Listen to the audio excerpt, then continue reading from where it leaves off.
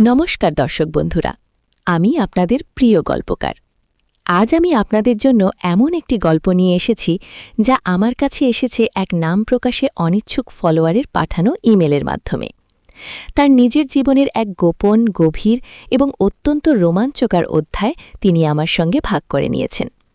এই গল্পটি শুধুমাত্র প্রাপ্তবয়স্কদের জন্য।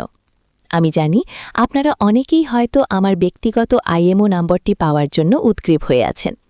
আপনাদের জানিয়ে রাখি, এই গল্পের কোনো এক ফাঁকে, বিশেষ করে যখন গল্পের আবেগেরা তুঙ্গে উঠবে, আমি আমার ব্যক্তিগত আইএমও নাম্বারটি দেব। তাই নাম্বারটি পেতে হলে পুরো গল্পটি আপনাকে মনোযোগ দিয়ে শুনতে বা পড়তে হবে। আমার নাম নীলাঞ্জনা। আমার বয়স প্রায় ৩৫। আমি ম্যারিড। আমার একটি মেয়েও আছে। আমাদের পরিবারটি ছিল বেশ সাধারণ। বাবা মা, আমরা ২ বোন। বড় বোনটির বিয়ে হয়ে গেছে অনেক বছর আগে। বাবা মা প্রায়ই অসুস্থ থাকেন। এই সবের মধ্যেই আমার জীবনে এমন এক ঝড় এসেছিল যা সব কিছু উল্টেপাল্টে দিয়েছিল। গল্পটা শুরু হয়েছিল প্রায় বছর ৫ আগে। আমার ফুপু, যিনি নিঃসন্তান ছিলেন, তিনি হঠাৎ করে মারা যান। তার একটি সুন্দর দোতলা বাড়ি ছিল শহরের একটু বাইরে, শান্ত নিরিবিলি এক পাড়ায়। তিনি তার উইল করে যান আমার নামে। যদিও ফুপুর কোনো সন্তান ছিল না, কিন্তু তার অনেক স্নেহ ছিল আমার উপর। ফুপুর এই বাড়িটা ছিল আমার জন্য এক বিরাট দায়িত্ব। শহরের কোলাহল থেকে দূরে এই বাড়িতে এসে আমি যেন এক নতুন শান্তি খুঁজে পেতাম। কিন্তু একা একা থাকাটা একটা সময়ের পর কষ্টকর হয়ে উঠল। তাই ঠিক করলাম বাড়ির দেখভালের জন্য একজন কেয়ারটেকার রাখব। অনেক খুঁজে একজন কেয়ারটেকার পেলাম। তার নাম ফজলু। ফজলু লোকটি ছিল ভালো, সৎ এবং বিশ্বস্ত। তার নিজের পরিবার ছিল, ছেলে মেয়ে সব ছিল। সে থাকত বাড়ির লাগোয়া একটি ছোট ঘরে। ফজলুর বাবার সঙ্গে আমার পরিচয় হয়েছিল একবার। সে ছিল একসময় গ্রামের স্কুলের শিক্ষক। ফজলুর বাবার এক বন্ধু ছিলেন, যিনি আমার ফুপুর বাবার সম্পত্তির কিছু অংশ দেখাশোনা করতেন। সেই সূত্রে ফজলুর বাবার সঙ্গে আমার পরিচয়। আর ফজলুর বাবার বন্ধুর শিক্ষকের ভাই, হ্যাঁ, নামটা একটু ঘুরিয়ে পেঁচিয়ে আসছে, তার কথাই আজ আপনাদের বলবো। তার নাম ছিল আবির। আবির নামটি শুনতে যেমন সাধারণ, তার ব্যক্তিত্ব ছিল তেমনই অসাধারণ। সে আমার ফুপুর বাড়ির কাছেই ওই পাড়ারই এক পুরনো বাড়িতে তার নিজের পরিবার নিয়ে থাকত।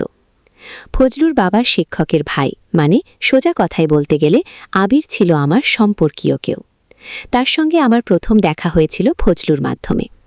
ফজলু বলছিল তার বাবার শিক্ষকের ভাই আবির নাকি একজন ভালো চিত্রশিল্পী, আর তার বাড়ির কাছেই আমার ফুপুর বাড়ি। ফজলুর নিজেরও আবিরের সঙ্গে ভালো পরিচয় ছিল। সেই প্রথম দেখা। আমি তখন ফুপুর বাড়িটা গুছিয়ে নিচ্ছিলাম।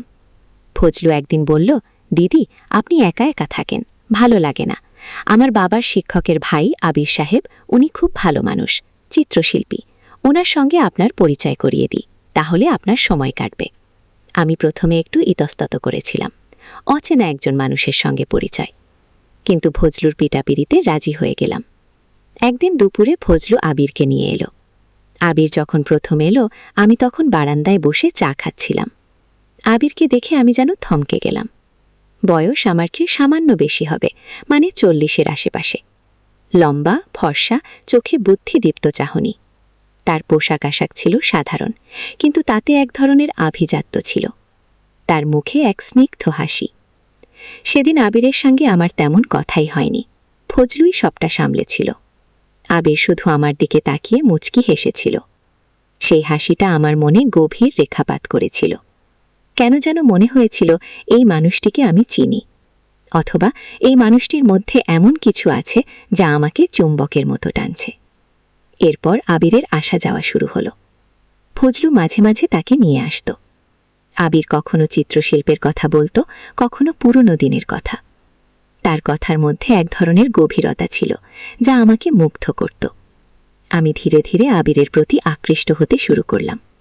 এটা কি স্বাভাবিক? একজন ম্যারিড মহিলা, একজন প্রতিষ্ঠিত গৃহকর্ত্রী, আর আবির, যার সঙ্গে আমার কোনো রক্তের সম্পর্ক নেই, কিন্তু এক ধরনের জটিল সামাজিক সম্পর্কের জাল। আমার ফুপুর বাড়িটা ছিল বিশাল। পেছনে ছিল এক সুন্দর বাগান। আমি প্রায়ই সেখানে একা একা ঘুরতাম। আবিরও মাঝে মাঝে সেখানে আসত। আমরা দুজনে বাগানে বসে গল্প করতাম। তার সান্নিধ্য আমার ভালো লাগত।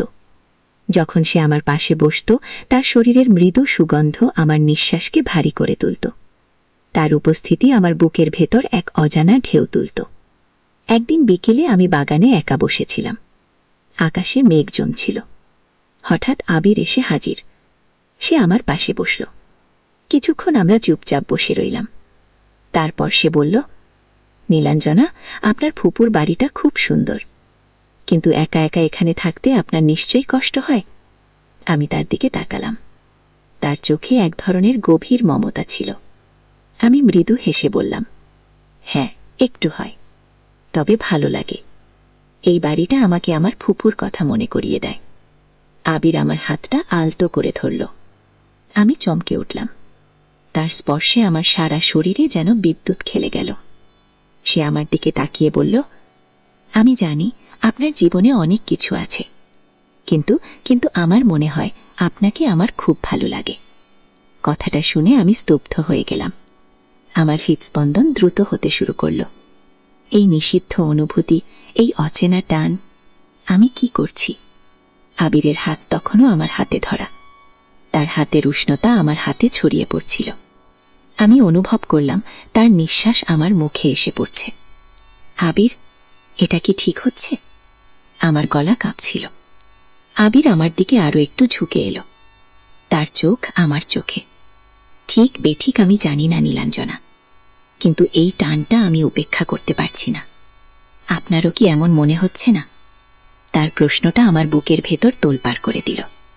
হ্যাঁ, আমারও এমন হচ্ছে। এই নিষিদ্ধ আকর্ষণ, এই লুকানো কামনা, সবটাই আমি অনুভব করছিলাম।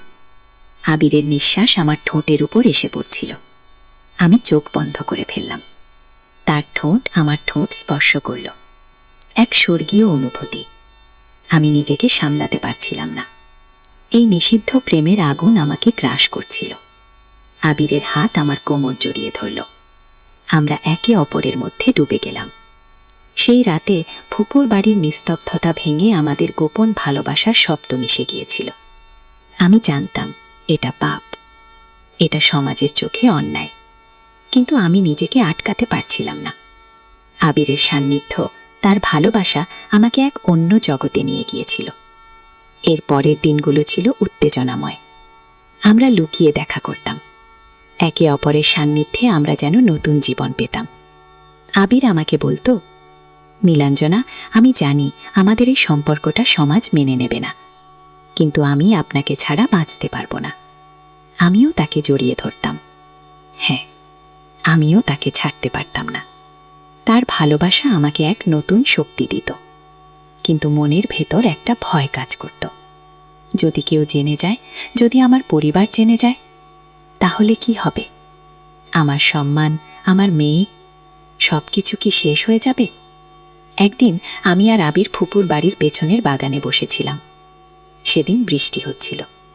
আমরা একটা পুরনো আম গাছের নিচে দাঁড়িয়েছিলাম। আবির আমাকে বুকে জড়িয়ে ধরে বলল, নীলাঞ্জনা, আমার মনে হচ্ছে আমাদের এই গোপন জীবন বেশি দিন চলবে না, কিছু একটা হবেই। তার কথা শুনে আমার বুকটা কেঁপে উঠল। কি হবে আবির? তুমি কি ভয় পাচ্ছ? ভয় তো পাচ্ছি। এই ভালোবাসাটা আমার কাছে অমূল্য, আমি হারাতে চাই না। সেদিন রাতের বেলা আবির আমার বাড়িতে এলো। ফজলু তখন বাড়িতে ছিল না। আবির চুপি চুপি আমার ঘরে ঢুকল। আমরা আবার একে অপরের সান্নিধ্যে হারানো সময় খুঁজে পেলাম। কিন্তু সেদিন যেন আবিরের চোখে এক অন্য রকম ভাবনা ছিল। সে আমার দিকে তাকিয়ে বলল, নীলাঞ্জনা, আমি জানি আমাদের এই সম্পর্কটা কতটা কঠিন, কিন্তু আমি চাই তুমি আমার হাতটা ধরো, চিরদিনের জন্য। তার কথা শুনে আমি থতমত খেয়ে গেলাম। কি বলতে চাইছো আবির? আমি বলতে চাই, এই লুকানো জীবন আর ভালো লাগছে না। আমি তোমাকে বিয়ে করতে চাই। কথাটা শুনে আমার সারা শরীর ঠান্ডা হয়ে গেল। বিয়ে? এটা কি সম্ভব? আমার স্বামী, আমার মেয়ে, আমি কি সব ছেড়ে দিতে পারি? আবিরের চোখে তখন এক প্রবল আশা। সে আমার দিকে তাকিয়ে রইল। আমি কি বলবো বুঝতে পারছিলাম না। আমার মনে তখন হাজারো চিন্তা। একদিকে আবিরের ভালোবাসা, অন্যদিকে আমার পরিবার। এই দুইয়ের মাঝে আমি কোথায় দাঁড়াবো? আবির আমার মুখের দিকে তাকিয়ে রইল। চোখ প্রশ্নবোধক। আমি কি তাকে হ্যাঁ বলবো নাকি না? আমার মনে তখন এক তীব্র ঝড়। এই মুহূর্তে, এই উত্তেজনার চরম মুহূর্তে আমি কি সিদ্ধান্ত নেব? আমি শুধু আবিরের চোখে চোখ রাখলাম। আমার ঠোঁট থেকে কোনো শব্দ বের হলো না। আবির আমার হাতটা আরো শক্ত করে ধরল। তার চোখে তখন এক গভীর আকুতি। সে আমার উত্তরের অপেক্ষায়। তারপর কি হলো তা জানার জন্য আপনাদের অপেক্ষা করতে হবে। এই গল্প এখানেই শেষ নয়। এই গল্পের আরও অনেক বাকি আছে। আপনারা কি চান আমি গল্পের পরবর্তী পর্বটি আপনাদের শোনাই?